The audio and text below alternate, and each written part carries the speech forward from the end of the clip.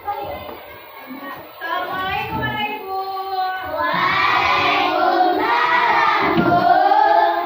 Apa kabarnya hari ini? Luar biasa.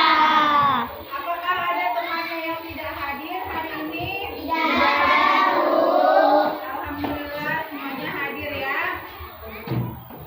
Oke, sebelum mulai pembelajaran, ketua kelas pimpin doanya. Sebelumnya, sebelum kita belajar, marilah kita membaca doa. Doa dimulai. Bismillahirrahmanirrahim.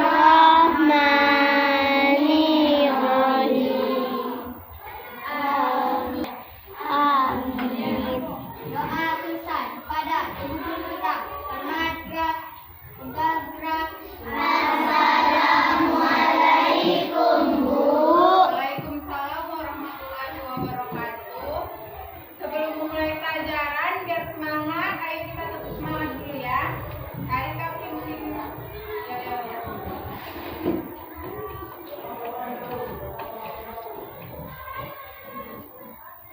Tepuk semangat.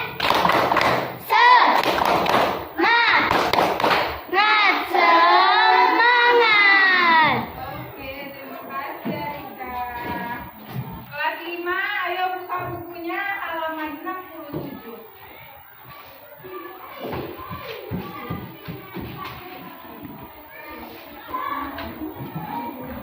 Sudah dibuka semuanya? Sudah, Bu. Pada hari ini kita akan belajar mengenai materi bagian tubuh hewan dan tumbuhan. Adapun tujuan pembelajaran kita hari ini yaitu pertama, siswa dapat mengetahui bagian-bagian dari tubuh hewan dan tumbuhan. Yang kedua, siswa dapat mengetahui fungsi bagian-bagian dari tubuh hewan dan tumbuhan yang ada di lingkungan sekitar sekolah. Sebelum kita masuk ke pembahasan kita mengenai bagian tubuh dari tumbuhan, ada yang tahu apa pengertian dari tumbuhan?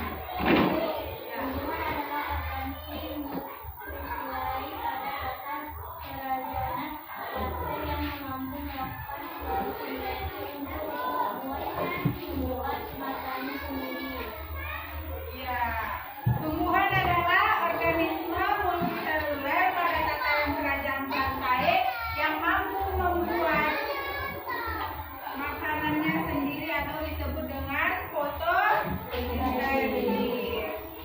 Sekarang kita masuk ke bagian-bagian dari tumbuhan.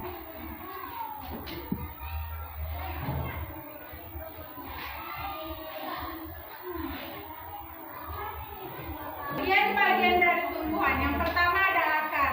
Bagian tumbuhan yang penting yang tertanam dalam tanah atau beberapa ada di atas permukaan tanah. Yang kedua ada batang. Bagian tumbuhan yang berada di atas tanah. Yang ketiga ada daun. Daun adalah bagian tumbuhan yang tumbuh pada batang, umumnya berwarna hijau. Yang keempat ada bunga. Bunga merupakan bagian tumbuhan yang sangat menarik dan cantik. Dan yang terakhir ada buah. Buah adalah cadangan makanan yang dihasilkan oleh tanaman. Adapun fungsi dari bagian tumbuhan, yang pertama akar, berfungsi menyerap air dan nutrisi dalam tanah untuk menopang tumbuhan. Yang kedua ada batang. Batang berfungsi untuk mengantarkan air dan nutrisi ke seluruh bagian tubuh. Yang ketiga ada daun. Daun merupakan tempat tumbuhan membuat makanan atau fotosintesis.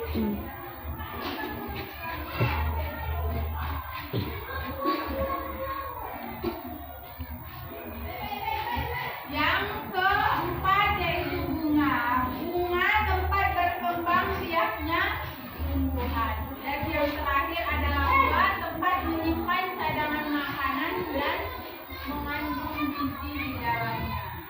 Ya. Itu tadi bagian-bagian dari tumbuhan. Sekarang kita masuk ke bagian-bagian dari hewan. Yang pertama ada hewan reptil.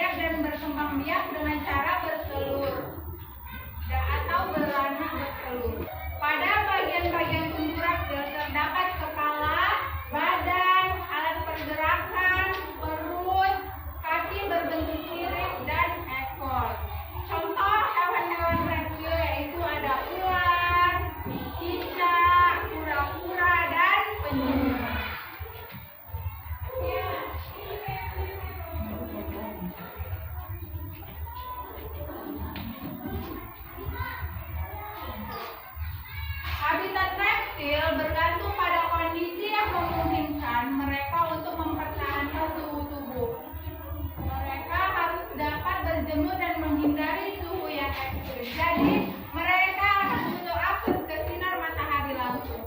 Perlindungan dari unsur angin dan panas yang berlebihan, populasi spesies mangsa yang cukup besar, serta penutup untuk menghindari predator. Mereka juga akan memerlukan tempat berkembang biak yang cocok untuk spesies bertelur dan ruang untuk berhibernasi yang sesuai. Inilah gambar-gambar dari reptil. Inilah contoh-contoh dari reptil. Di situ ada gambar komodo, ular, buaya. Nah, selanjutnya kita masuk ke spesies ikan. Ciri-ciri ikan hidup di air, bernapas dengan insang, berkembang biak dengan cara bertelur atau bertelur beranak, dan tubuhnya ditutupi sisik. Bagian-bagian tubuh ikan ada kepala, tubuh, sirip, ekor, yang membantu berbelok ke arah manapun saat berenang. Contoh-contoh dari ikan yaitu ada ikan mas, ikan laut, dan burung.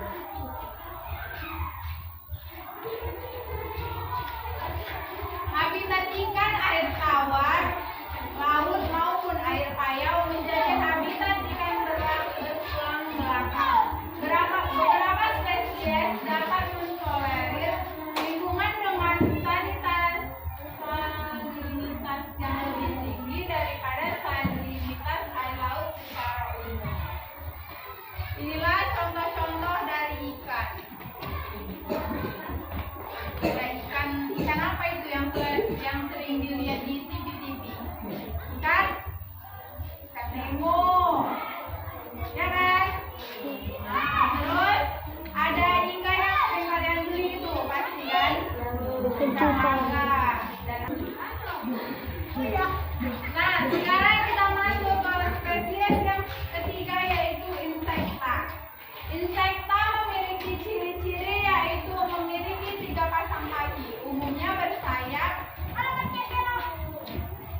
dan berkembang biak dengan cara bertelur, mengalami metamorfosis. Bagian-bagian tubuh dari insekta yang pertama itu ada kepala. Di kepala terdapat mata majemuk melihat, antena untuk mengetahui keadaan sekitar, dan mulut. Di bagian tubuh umumnya terdapat 2 pasang sayap yang untuk terbang, serta kaki berjumlah 3 pasang untuk membantu hinggap atau berjalan.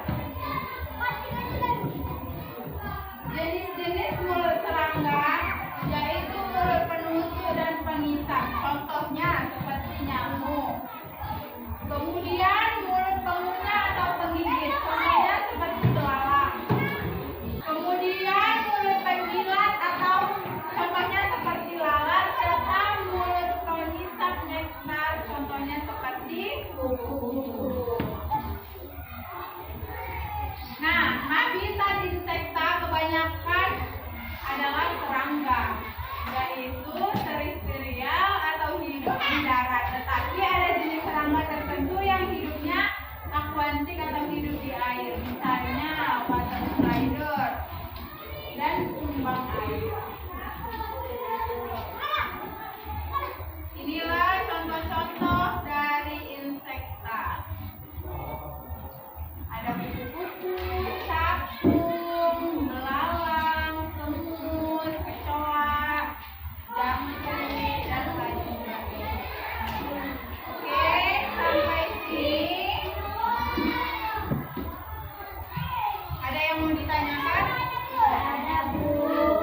Jika tidak ada, Ibu ingin membagi lembar kerja siswa.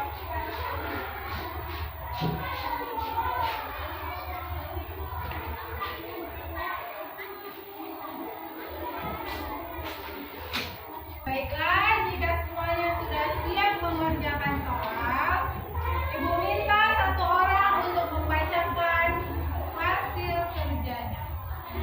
Ayo, siapa